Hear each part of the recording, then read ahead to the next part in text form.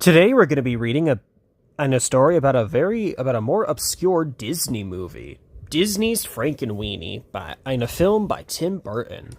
In his home movies, Victor Frankenstein made Sparky, his family dog, look like a scary monster, but in real life he was Victor's best friend. Some would say he was Victor's only friend. They loved to make movies, play catch, and do science experiments together. One day, Sparky watched Victor play baseball. Thwack! When Victor hit the ball into the air, Sparky got confused. Victor usually threw the ball to him. Sparky thought he was meant to fetch, so he hightailed it into the street. He never saw the car coming. In an instant, Sparky was gone. Victor's mom tried comforting him. When you lose someone you love, they never really leave you, she said. They just move into a special place in your heart. I don't want him in my heart, Victor cried. I want him here with me. Living without Sparky was taking a toll on Victor. He couldn't sleep, he couldn't eat, he just felt lost, until he found inspiration in a dead frog. Victor's science teacher was using it for a class demonstration. He attached wires to the frog's legs. Even after death, the teacher said, the muscles respond to electricity. With a bolt, the legs began to move. This gave Victor an idea, a truly shocking idea. Ha ha ha, very funny. Could he bring Sparky back to life? Racing back to his attic, Victor realized he needed a lot of power if he wanted to bring Sparky back from the beyond. Luckily, there was a storm brewing. Victor attached wires to Sparky, then tied them to an old umbrella. Tied them, I meant, to an old umbrella. Whoops. Which he flew out the skylight.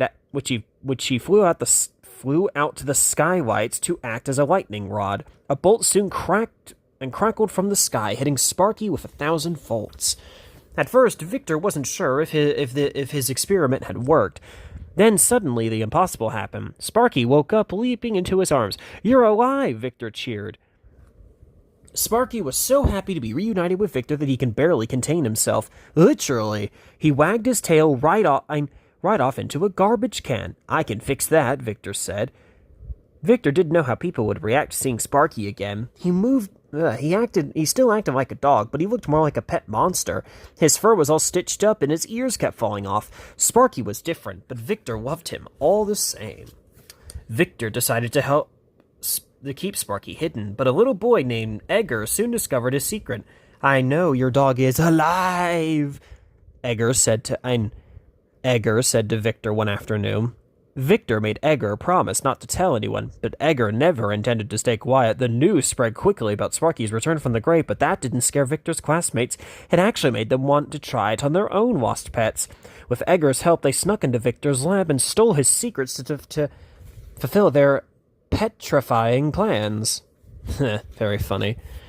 But that was a big mistake. Unlike Sparky, the other pets came back as monstrous and ghoulish creatures. The town of New Holland was now under attack from a giant turtle, a were-rat, a vampire cat, and wild sea monkeys. Using science, Victor outsmarted all the monsters but one. When the fearsome vampire cat snatched up a poodle named Persephone, her owner, Elsa Van Hazeling, raced after them. Victor caught up as the vampire cat trapped Elsa and Persephone in the town windmill. Just as the danger reached new heights, Sparky appeared. He was followed by an angry mob that mistook him for just another monster. When the mob accidentally lit the windmill on fire, Sparky bravely ran up to the top and chased the vampire cat away from his friends. Elsa and Persephone fell to safety, but now Victor needed to be saved. A hard fall had knocked him out, and the fire in the windmill was getting bigger. Just in time, Sparky fetched him from the flames. The mob realized that Sparky was not a monster.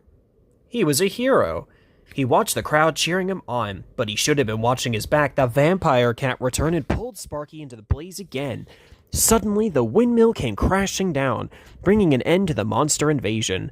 None of the monster's pets survived, not even Sparky, who was caught in the wreckage. Victor wasn't ready to lose him again.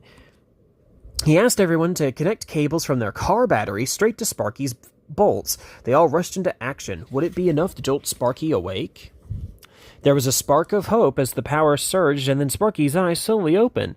Victor's plan had worked. Sparky was alive.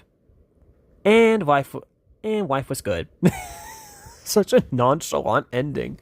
Anyways, don't forget to like, comment, and subscribe. Talk to y'all later.